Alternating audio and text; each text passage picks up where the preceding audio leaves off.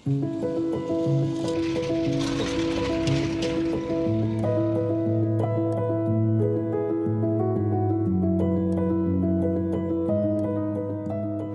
ang MaBCW, they play a vital role sa community.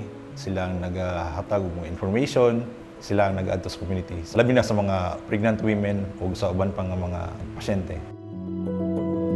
Panahon sa COVID, labi na jud tong mga buntis, adlok sila mugawas kay basig matakdan sila. Yang mga mama na ay kabalaka nga kun mga anak sila, nagka-COVID siya, nya nagpadidi siya, naadlok siya nga matakdan iyang anak. Kung magkihinabi mi sa mga buntis bahin sa mga campaign, verbal lang mi mga makig-istorya, maminaw lang sila. Either nasabtan nila or dili ang amo ang istorya kay wala man mi flip chart nga ginagamit.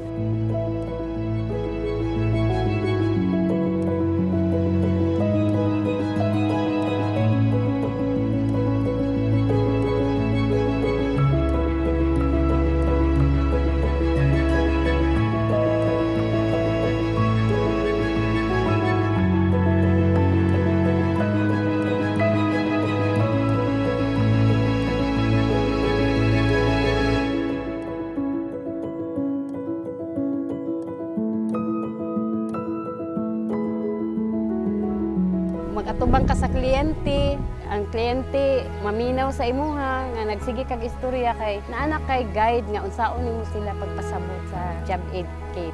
Among mga buntis ginainganyo na namo sila mag-explain, maadto na gid sila sa health center. Maskin pag pandemic nagaadto gid sila. Katong flip chart ako jud kay itong tabang. Di lang ko mag-worry about sa akong pagbuntis kay kung halimbawa magka-COVID man daw, for example ang inahan, dili man daw siya moadto sa bata.